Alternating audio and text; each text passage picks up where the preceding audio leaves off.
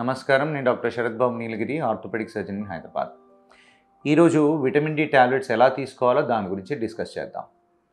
Vitamin D deficiency మనకు ఉంది లేదా అనేది మనకు బ్లడ్ టెస్ట్, ఒకటి serum vitamin D blood test చేయించుకున్న తర్వాత దానిలో 30 నానోగ్రాముల ఎంఎల్ కన్నా తక్కువగా ఉంది అంటే కనుక అది డెఫిషియన్సీ కింద నిర్ధారిస్తాం. సో ఈ డెఫిషియన్సీ ఉన్న వాళ్ళలో డైలీ మనకు డోస్ ఎలా ఉంటుంది, ఎలా తీసుకోవాలి, ఎలా మన విటమిన్ డి లెవెల్స్ పెంచాలి అంటే 6000 ఇంటర్నేషనల్ యూనిట్స్ పర్ డే రోజు టాబ్లెట్స్ తీసుకోవడము, లేదా 60,000 international units per day weekly 1 tablets 8 వారాల వరకు ప్రిస్క్రైబ్ చేస్తాం. 8 వారాల తర్వాత ఎప్పుడైతే మళ్ళీ బ్లడ్ చెక్ చేసుకుని అది 30 నానోగ్రామ్స్ పర్ ఎంఎల్ వచ్చే వరకు అలాగే మనం ఈ డోస్ అనేది అలాగే కంటిన్యూ చేస్తాము. 30 నానోగ్రామ్స్ పర్ ఎంఎల్ ఒకసారి రీచ్ అయిన తర్వాత మెయింటెనెన్స్ డోస్ కింద ఇంకొక 8 వారాల నుండి లేకపోతే 3 నెలల వరకు 600 నుండి 800 ఇంటర్నేషనల్ యూనిట్స్ పర్ డే ట్యాబ్లెట్స్ని మనం యూజ్ చేస్తామన్నమాట. సో ఇది నార్మల్గా vitamin D deficiency 30 nanograms per ML కంటే తక్కువగా ఉన్న వాళ్ళు తీసుకోవాల్సిన డోసేజ్ అన్నమాట. కొంతమంది ఏంటంటే కంటిన్యూస్గా విటమిన్ డి ట్యాబ్లెట్స్ తీసుకుంటూనే ఉంటారు. ఈ తీసుకోవడం వల్ల హైపర్ విటమినోసిస్ అనే ఒక కండిషన్ కూడా ఉంటుంది.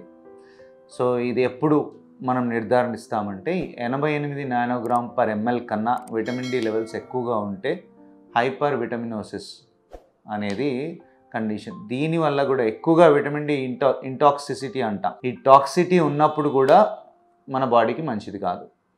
సో ఈ టాక్సిసిటీ ఉన్నప్పుడు ఏమవుతుందంటే మళ్ళీ విటమిన్ డి ఎక్కువైనా కూడా బోన్ పెయిన్స్ చాలా పెరిగిపోవడము, ఎక్కువగా దాహం వేయడము, యూరిన్ ఎక్కువగా రావడము, వీక్నెస్ పెరగడము. సో ఇవన్నీ అక్యూట్ టాక్సిసిటీ వల్ల ఇవన్నీ చూస్తూ ఉంటాం అన్నమాట. సో విటమిన్ డి లెవెల్స్ ఎప్పటికప్పుడు మనం బ్లడ్ చెక్లో ఎప్పుడైతే ట్రీట్మెంట్ స్టార్ట్ చేసామో అప్పటి నుండి ఎవ్రీ 6 వీక్స్ కానీ 8 వీక్స్ కానీ సింపుల్ బ్లడ్ టెస్ట్ చేసుకుని ఆ levels 30 nanograms per ML and 80 nanograms per ML మధ్యలో ఉండేలాగానే చూసుకోవాలి. కానీ ఎక్కువగా ఉన్నా కూడా ఇబ్బందే, తక్కువగా ఉన్నా కూడా ఇబ్బందే. సో ఇంకా పిల్లలలో చూస్తే కనుక విటమిన్ డి డెఫిషియన్సీ ఉన్న వాళ్ళలో 30 నానోగ్రామ్స్ పర్ ఎంఎల్ కంటే తక్కువగా ఉన్న వాళ్ళలో వాళ్ళకి ఏంటంటే 2000 international unit per day tablets కానీ 50,000 international unit per day tablets కానీ వీక్లీ వన్స్ అలాగా డోసేజ్ మనం 30 నానోగ్రామ్ పర్ ఎంఎల్ వరకు వచ్చే వరకు మనం ట్రీట్మెంట్ ఇస్తూ ఉంటాం. వాళ్ళలో మెయింటెనెన్స్ డోస్ ఎలా అంటే 1000 ఇంటర్నేషనల్ యూనిట్స్ పర్ డే రోజు ఆ ట్యాబ్లెట్స్ కానీ సిరప్ రూపంలో కానీ వాళ్ళకి ఇవ్వాల్సిన అవసరం ఉంటుంది.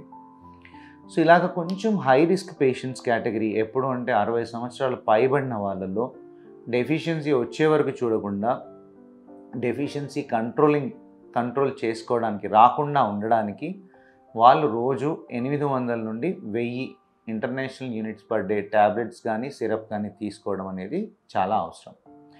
ఎందుకు ఈ 60 సంవత్సరాలు పైబడిన వాళ్ళలో అంటే వాళ్ళకి ఆస్టియోపోరోసిస్ అంటే బోన్ పటుత్వం తగ్గిపోయే అవకాశం ఉంటుంది. సో బోన్ స్ట్రెంగ్త్ పెరగడానికి, మెయింటైన్ చేయడానికి విటమిన్ డి అనేది మన బాడీకి చాలా అవసరం.